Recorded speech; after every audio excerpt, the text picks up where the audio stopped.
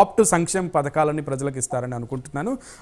Yeah Rajani గారు, పిఠాపురం సభ రేపటి నుంచి ప్రారంభం కాబోతోంది. అయితే పవన్ కళ్యాణ్ గారు ఆ వారాహి వాహనం ఎక్కుతున్నారు అన్న తర్వాత ఎందుకో తెలియదు, తెలుగు రాష్ట్రాల ప్రజలందరూ కూడా ఇటు తెలంగాణ నుంచి కూడా ఎక్కువ అటెన్షన్ అనేది వారాహి వాహనం మీదకి వెళ్ళిపోతున్నటువంటి పరిస్థితి. ఎందుకంటే ఆయన వాహనం మీద ఎక్కిన తర్వాత ఆయన చేస్తున్నటువంటి స్టేట్మెంట్స్ అలాంటివి, ఎలిగేషన్స్ అలాంటివి, క్వశ్చనింగ్ అలాంటిదిగా ఉంటుంది. కాబట్టి రేపు పిఠాపురం నుంచి చేసేటువంటి సభ ప్రజలని అభ్యర్థించడం వరకే ఉంటుందా, లేదు ప్రభుత్వాన్ని ప్రశ్నించే దాకా కూడా వెళ్తుందా? ప్రభుత్వాన్ని ఈసారి ఏ యాంగిల్లో టార్గెట్ చేయబోతున్నారు, ఏ కార్నర్ నుంచి టార్గెట్ చేయబోతున్నారు?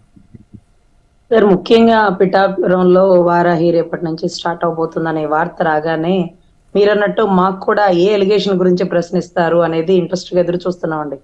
కానీ అక్కడ ఏంటంటే పిఠాపురంలో ఆయన ఒక సాధారణ ఎమ్మెల్యేగా పిఠాపురంలో వాళ్ళకి ఇవ్వాల్సినటువంటి హామీలు ఏదైతే పిఠాపురాన్ని ఎలాగా డెవలప్ చేస్తానో, ఎంత ఎంత దాని మీద ప్రాజెక్ట్ ఖర్చు పెడతామో, లేకపోతే ఆ ఏరియాకి నేను వచ్చాక నేను రాకముందు what is the difference, so ఇవంతా కూడా చెప్తారు అనేది ఒక సాధారణ ఎమ్మెల్యే. మీకు తెలుసు కదా, గడప గడపకి ఎమ్మెల్యేలు ఎలా వెళ్ళి చూడండి అమ్మా ఈ ఏరియాలో రోడ్ లేదా, ఈ ఏరియాలో రోడ్డు వరకు శాంక్షన్, సూపర్ 6 మీకు వస్తుందా, లేకపోతే ఈ పథకం మీకు అమలు అవుతుందా, లేకపోతే ఇంకొక పథకం ఏమన్నా, వీటి గురించి డిస్కషన్ అండి.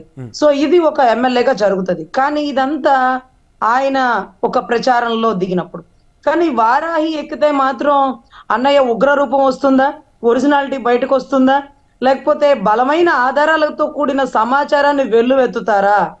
మొన్నటి రోజు తాడేపల్లిగూడెం సభ సాక్షిగా గతంలోనండి రెడ్డి గారు బాధపడినా పర్లేదు, అది ఒరిజినాలిటీ, హూ కిల్డ్ బాబాయ్ అని ఎన్నోసార్లు చంద్రబాబు గారు అనేవాళ్ళు. కానీ ఆ రోజు మా అధినాయకుడు, నువ్వు నీ చిన్నాయన్ని చంపడానికి కారణం నువ్వే, నీ చెల్లని గోడకేసి కొట్టినో అది నువ్వే అని ఓపెన్ గా ఇచ్చేస్తే అసలు అందరూ నిజంగా భయభ్రాంతులకి గురైపోయారండి. వైసీపీ వాళ్ళు అయితే ఇంత పబ్లిక్ గా చెప్పేస్తాడా అంటే, అవకాశం వస్తే నిజం నిర్భయంగా చెప్పగల సమర్థత గల నాయకుడు, ప్రశ్నించే యోధుడు, ఈ రోజు ఒక నిజాయితీకి బ్రాండ్ అంబాసిడర్ అండి. సో అటువంటి వ్యక్తి మళ్ళీ వారాహి ఎక్కితే పిఠాపురంలో ఎవరైతే మా సోదరి వంగా గీత గారు గతంలో ప్రజారాజ్యం పార్టీలో ఏదైతే చిరంజీవి గారు సీట్ ఇచ్చినప్పుడు కొణిదెల కుటుంబానికి కానీ లేకపోతే ఆ పార్టీకి కానీ చాలా చిత్తశుద్ధిగా పనిచేసినటువంటి ఒక విధేయురాలండి. ఈ రోజు ఆవిడికి మనసంతా మేమే ఉంటాం.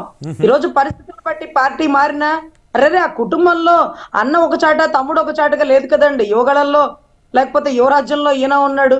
సో అంత న్యూట్రలైజ్డ్ అండి. అందుకే మా అన్న అమ్మాయి అంటే ఆవిడ మనసులో ఏముందో తెలుసుకొని ఎంతో మంది వైసీపీ మనస్ఫూర్తిగా స్వాగతిస్తున్నామని ఒక స్టేట్మెంట్ ఇచ్చారు. ఏం పరాయోళ్ళు కాదండి, అందరూ మా వాళ్ళే. ఓకే, చలమలశెట్టి సునీల్ గారి మీద కూడా మీరు చాలా సాఫ్ట్ కార్నర్ ప్రదర్శించారు.